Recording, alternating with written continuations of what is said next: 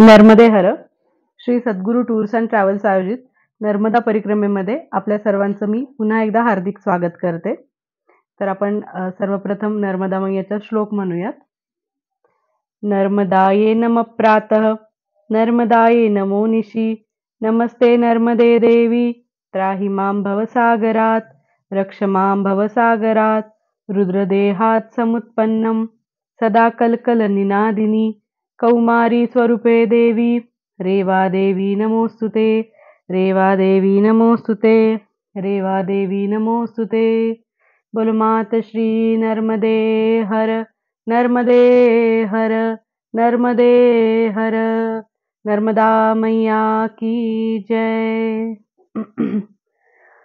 तर आपण वाहनाद्वारे नर्मदा परिक्रमा करत आहोत.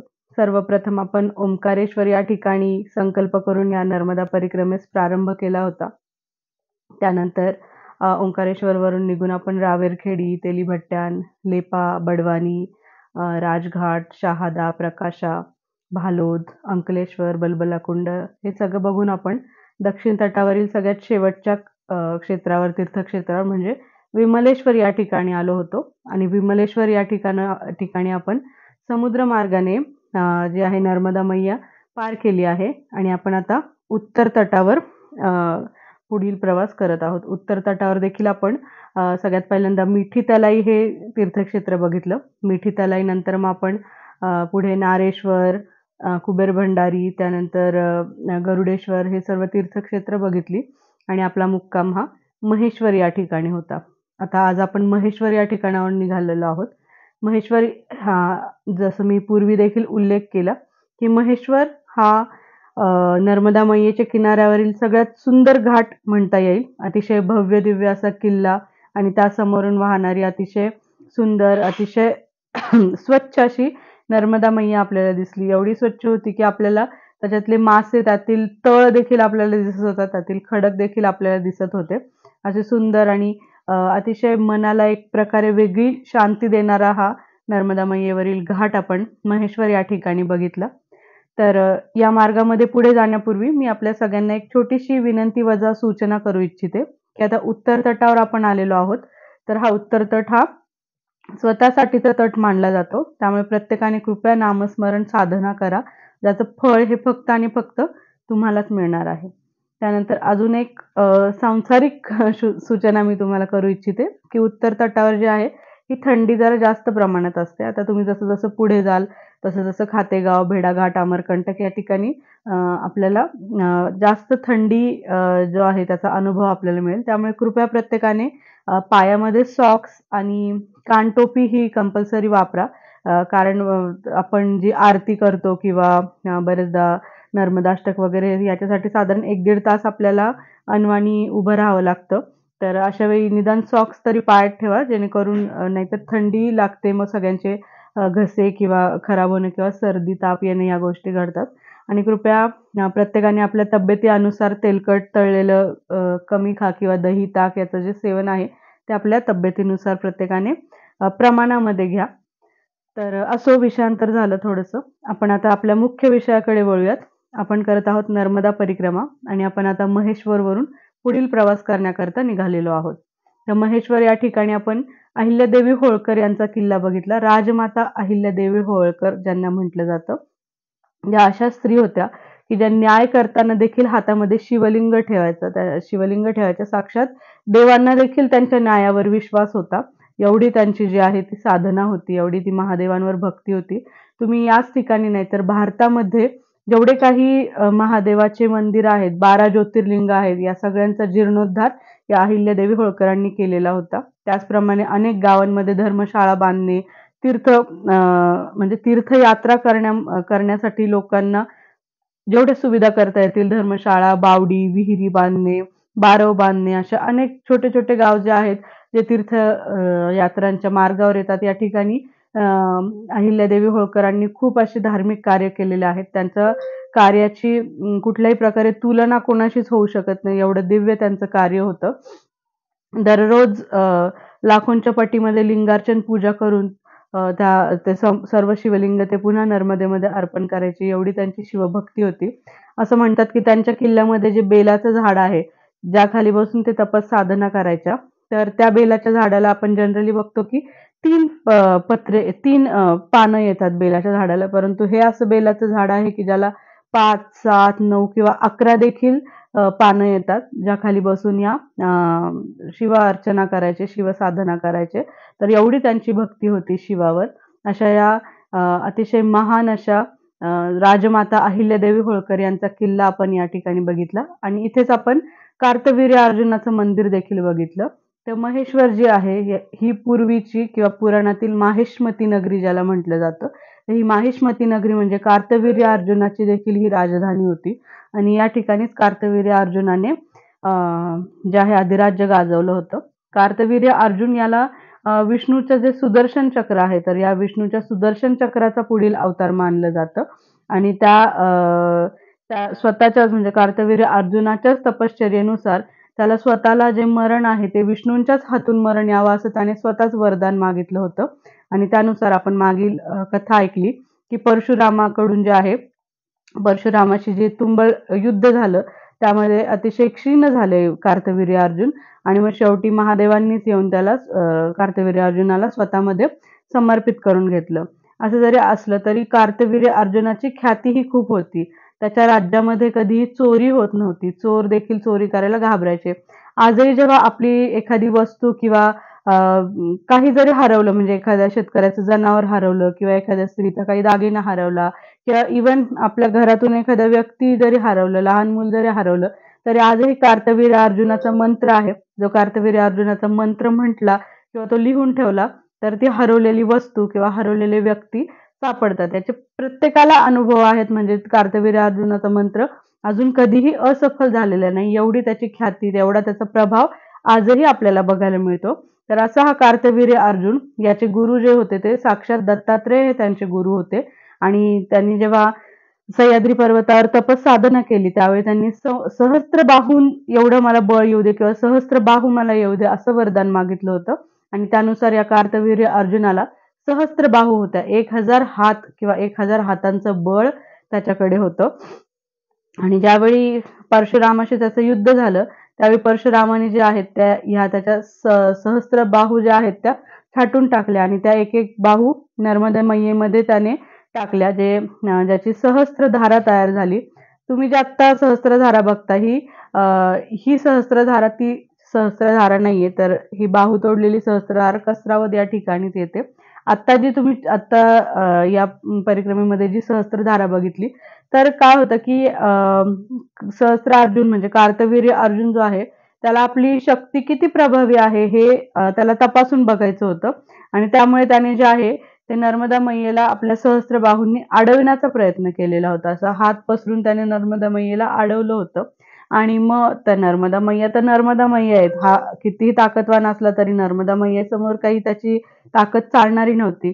ते नर्मदा मैयेने मात्र त्याच्या त्या बाहूंमधून आपलं मार्ग काढत असं तिने तिचा प्रवाहित केला आणि मग त्याच्या ज्या छोट्या छोट्या धारा तयार झाल्या या सहस्त्र धारा ज्याला म्हटलं जातं. तर ही एक एक धार म्हणजे एक एक सेपरेट नर्मदा मैया असल्यासारखी आहे. त्यामुळे नर्मदा परिक्रमेमध्ये कुठलीही या सहस्त्र धारेपैकी एक छोटीशी धार क्रॉस करण्यासाठी देखील आपल्याला परवानगी नाहीये. तर आपण अशी जलकुटी या ठिकाणी सहस्त्रधार आपण या परिक्रमेमध्ये बघितली.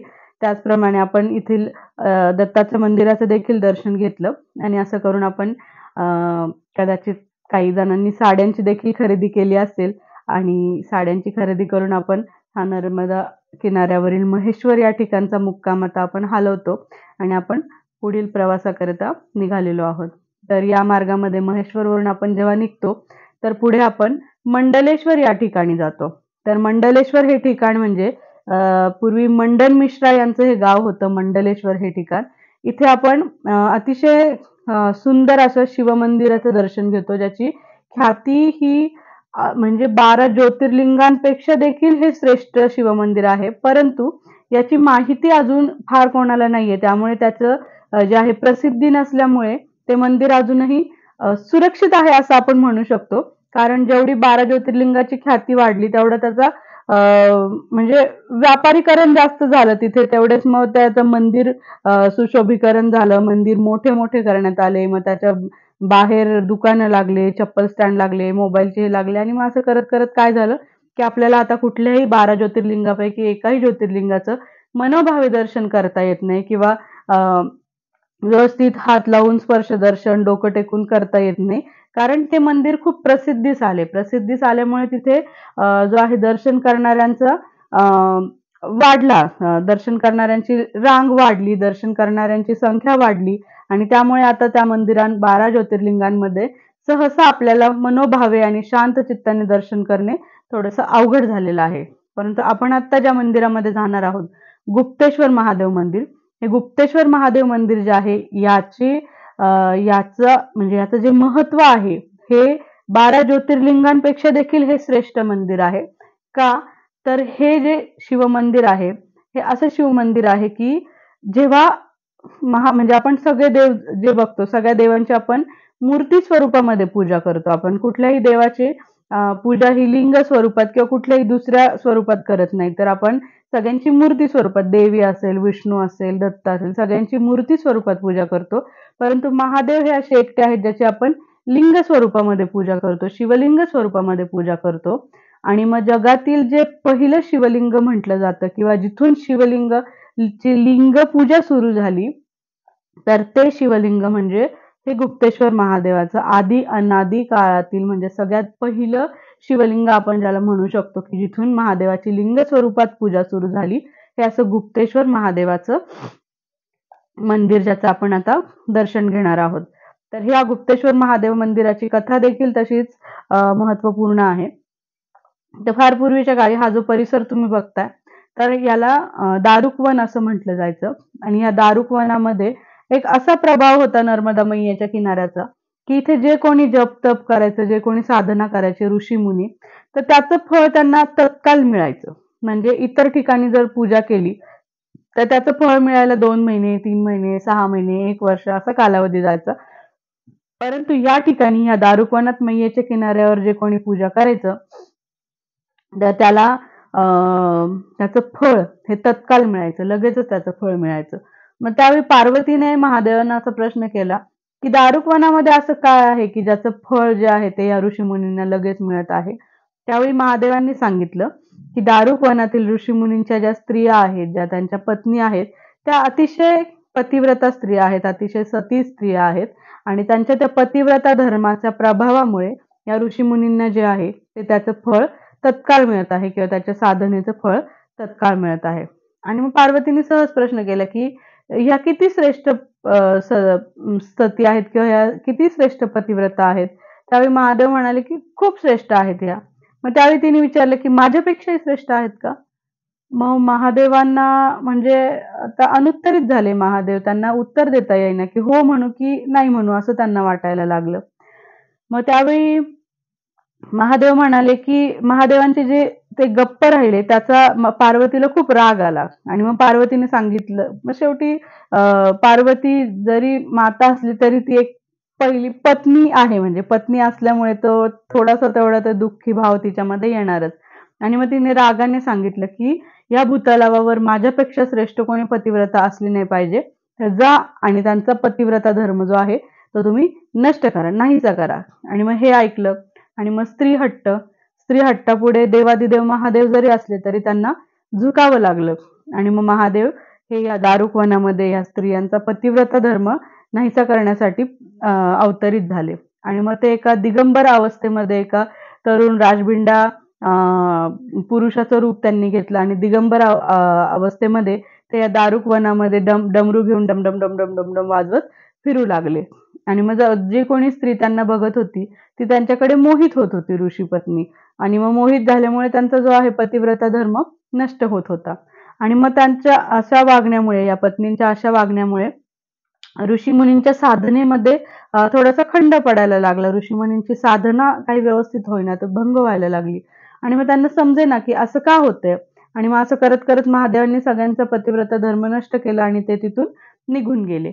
आणि मग ज्यावेळी ऋषीमुनी पुन्हा परतले आपल्या आपल्या घरी त्यावेळी त्यांना समजेना की आपल्या साधनेमध्ये आज असा का व्यत्यय आला किंवा काय झालं आणि आपल्याला आता त्याचं फळ का मिळेना.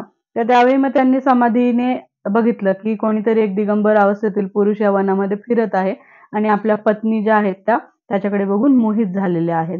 आणि मग ऋषींना त्याचा खूप राग आला आणि त्या संतापाच्या भरात ऋषींनी हातातील कमंडलू मधील जल घेतलं आणि त्यांनी श्राप दिला की ज्या कोणी पुरुषांनी अशी घाणेरडी चेष्टा केलेली आहे त्याचं जे आहे लिंग तत्काल गळून पडो.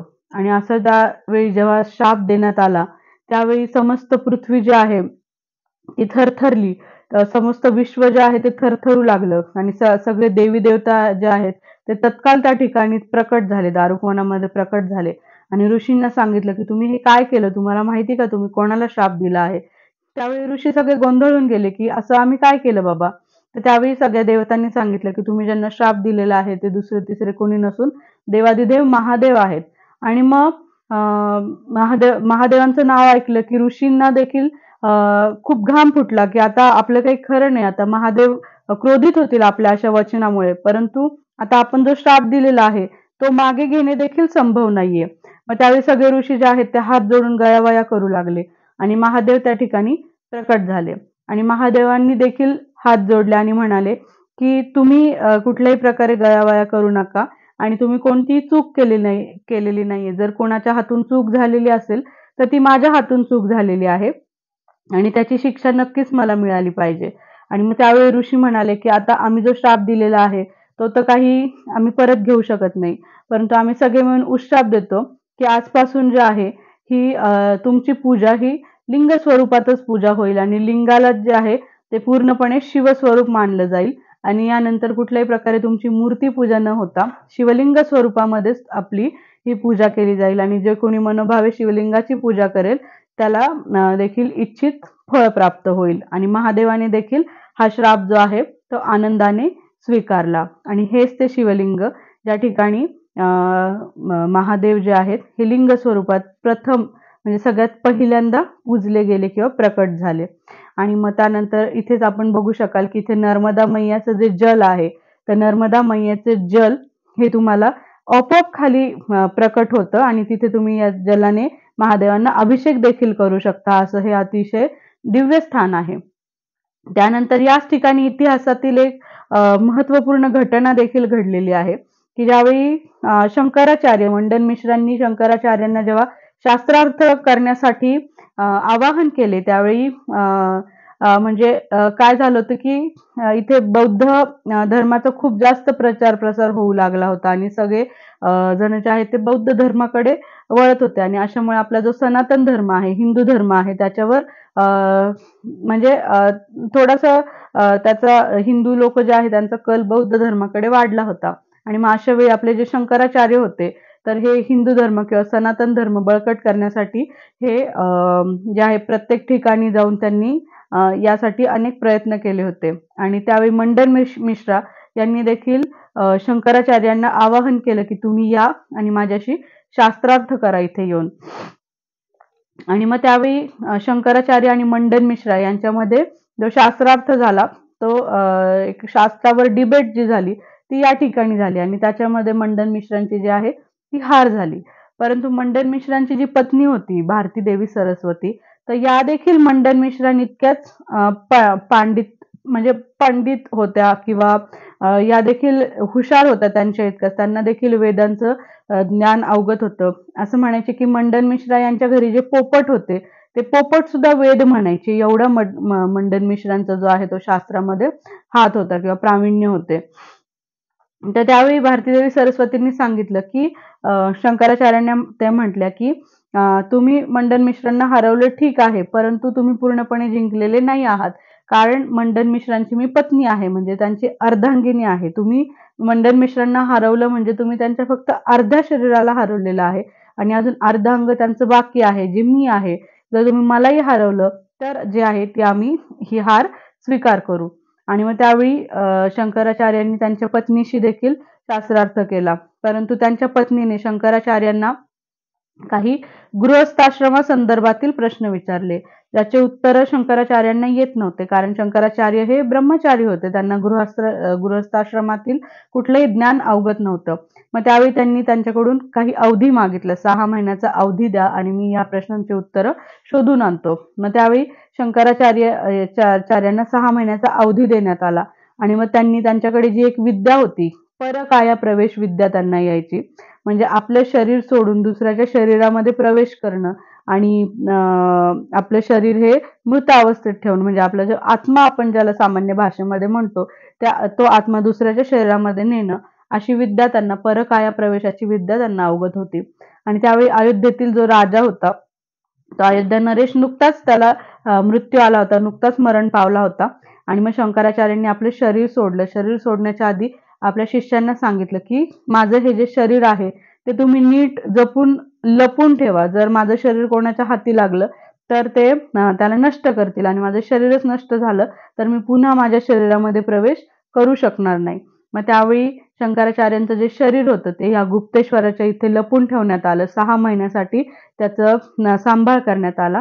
आणि मग 6 महिन्याच्या कालावधीसाठी शंकराचार्य जे आहेत ते अयोध्या नरेशाच्या शरीरामध्ये शिरले.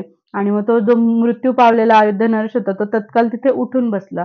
आणि मग सगळ्यांना आश्चर्य देखील वाटलं की मृत्यू पावलेला उठून कसा बसला. पण त्याच्या पत्नीला मात्र आनंद झाला. आणि मग ती जेव्हा संसार करू लागली तेव्हा तिला एक शंका आली आणि तिने तत्काळ बोलून दाखवलं की तुम्ही जे आहे ते माझे पती नाही आहेत. मी माझ्या पतीला चांगले ओळखते. जरी हे शरीर माझ्या पतीचं असलं तरी तुम्ही काही माझे पती नाही आहात. तर तुम्ही कोण आहात हे मला सांगा. मग त्यावेळी शंकराचार्यांनी तिला जे काही आहे ते खरं सांगितलं. आणि मग तिच्याशी त्यांनी वार्तालाप केला आणि तिने त्यांना गृहस्थाश्रमासंदर्भातील सगळ्या प्रश्नांचे जे उत्तर आहे किंवा गृहस्थाश्रमासंदर्भातील सगळी माहिती तिने शंकराचार्यांना दिली. आणि मग शंकराचार्य पुन्हा या ठिकाणी आले आणि त्यांनी भारतीदेवी सरस्वतींना देखील सगळी गृहस्थाश्रमासंदर्भातील माहिती दिली. आणि अशा प्रकारे मंडन मिश्रा आणि त्यांची पत्नी या दोघांनाही शंकराचार्यांनी त्या शास्त्रार्थ स्पर्धेमध्ये हरवलं. आणि मग हा अपमान सहन न झाल्यामुळे मंडन मिश्रा हे एका रात्रीमध्ये ते गाव सोडून, तो प्रदेश सोडून कुठे तरी निघून गेले, ज्याचा नंतर काही तपास लागला नाही. आणि मग शंकराचार्यांनी त्यांच्या स्मरणार्थ आपल्याला बसमधून येतानाच एक वळताना छप्पनदेव महादेव मंदिर म्हणून लागतं. तर हे छप्पनदेव महादेव मंदिर हे शंकराचार्यांनी स्थापन केलेलं मंदिर आहे. मंडन मिश्रा यांच्या स्मरणार्थ ते स्थापन केलं. असं हे अतिशय दिव्य स्थळ गुप्तेश्वर, जे अतिशय छोटंसं टुमदार नर्मदा मैयेच्या किनारी तुम्हाला दिसतं क्षेत्र, परंतु अतिशय शांत, अतिशय छान थंडावा तिथे आहे. आणि तुम्ही जर डोळे मिटून बसाल तर पटकन तुमची समाधी सुद्धा लागू शकते, पटकन तुम्हाला ध्यान लागू शकतं. एवढं सुंदर हे जे आहे ते स्थळ आहे. तर अशा नर्मदा परिक्रमा मार्गामध्ये अनेक सुंदर सुंदर स्थळं येतात, ज्यापैकी आपण आता बघितलं गुप्तेश्वर महादेवाचं मंदिर. बोलो नर्मदा मैया की जय. नर्मदे हर.